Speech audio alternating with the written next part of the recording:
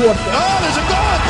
Oh, at least I thought he was gonna until he blew it. Oh, Cleveland, you are still the best comedy act in football. This should be the best week of the season for you, since it's your bye week, but it may be your most embarrassing. Turns out the perennial civil war has returned to Berea. Management wants to tank and doesn't give a fuck, but Hugh Jackson is livid because he has no talent on offense. Haslam sided with him and demanded they trade for AJ McCarron. And then they called it off, only to call it on again. And then promptly agreed to a trade at the 11th hour for a second and a third-round pick. Fuck. Then they apparently celebrated this glorious occasion with champagne and hookers. One problem. They never filed the paperwork into the NFL on time. The documents also were mismatched with the Bengals. Trade is off, go directly to the funny pages, do not pass go, do not collect a backup quarterback. Everybody is probably getting fired again and Haslam starts over for the 4th time in 6 years. At least you got Josh Gordon back for a few weeks. God damn it, Bills. I give you some hype and promote you as a potential playoff contender and then reward me like that? The offense chose to become turnover happy, the O-line stopped giving a shit, and you got run over by old-ass Matt Forte. This is typical Buffalo. Get people's hopes up only to smash them to oblivion. Jets, I have bad news. Unfortunately, it turns out the players don't buy into tanking and want to secure contracts for next year. Oops. I underestimated them. They're going for an 8-win season. It's just like every other year for them. Now here's a matchup that could prove interesting. In goddamn Dreamland. The Jaguars completely embarrassed a Bungle squad desperately needing to win. It was less Saxonville and more sleep-inducing, excluding a skirmish in the second quarter that kicked out AJ Green and Jalen Ramsey. But they have Fournette, you say? Nope, he got benched for violation of some unnamed team rule that probably involved something stupid. God bless Doug Marrone for keeping that rookie in line. You're really learning from Coughlin now. It's just like Ohio State beating Iowa to maintain pace in the bowl standings, right? Really, Buckeyes, you get blown out by Iowa? Too much partying after Penn State or something? By God, it's happened. Brock Osweiler is starting for the Broncos again. Look at how he flubs the pigskin to those men in green. Gaze in majesty at his failure to throw a football. All of this leads to the defense being exhausted and picked to shreds by the Eagles' juggernaut. Totally shameful display indeed. Turns out Jay Ajayi can actually do things when he's on a real team. The Eagles are flying high again and are taking no prisoners, which leaves a guy like me bitter and salty. I need something to alleviate this. Thank the gods. Nothing makes me happier than seeing Penn State fans squirm.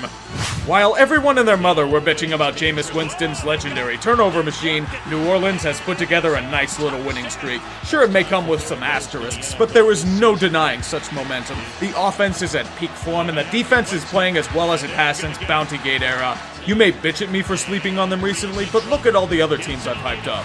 They quickly fall to shit. You should be hoping I dismiss them so they'll continue to win. In the meantime, have an egregious cheap shot by Mike Evans. No, he did not get ejected for this. What is an ejection anymore? Tampa Bay gets more insults as well in the form of a broken turnover machine. Well, they've officially sent Andrew Luck to the glue factory. He's been shut down for the year with his future in doubt, but there's hope for this match. Deshaun Watson is blossoming into a stud. He's making football exciting, and I can't wait for him to— God fucking damn it! Every fucking time something interesting happens in this league, it completely falls to shit! What the fuck? And there went whatever interesting dynamic this game may have had. It was one of those boring slogfests that were ripe for the Texans earlier in the year. Tom Savage is brutally hacking this offense to shreds, but they have a chance at victory. Let's see if he can do it. Savage under pressure, had it batted away! Nope, too bad, Texans, you're fucked. Go straight to the tank, thanks for playing, try again next year. Atlanta, we have to talk. You needed this victory to keep up with your division rivals. Hell, you were playing one of your bigger ones. Yet you decided to blow it. Again. Julio Jones got butterfingers, man. How does that happen? How did you manage not to get all of the choking out of your system with the Super Bowl? Do you like being laughed at? Do you like the Panthers toying with you in that offense of yours? This is the kind of shit that could get Dan Quinn fired at the end of the year. Embarrassing.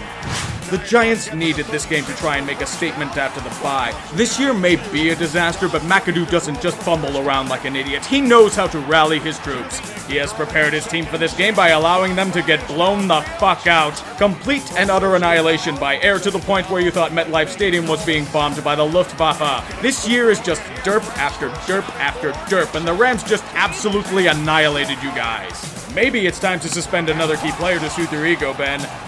Do you know that there are still people that think the Ravens can make the playoffs this year? I mean, yes, it's definitely a weak AFC, but Baltimore isn't doing themselves any favors by whatever they call this offense. Joe Flacco didn't do anything until the fourth quarter against an unimposing Titans squad, and it was too little too late to change the tide of the game.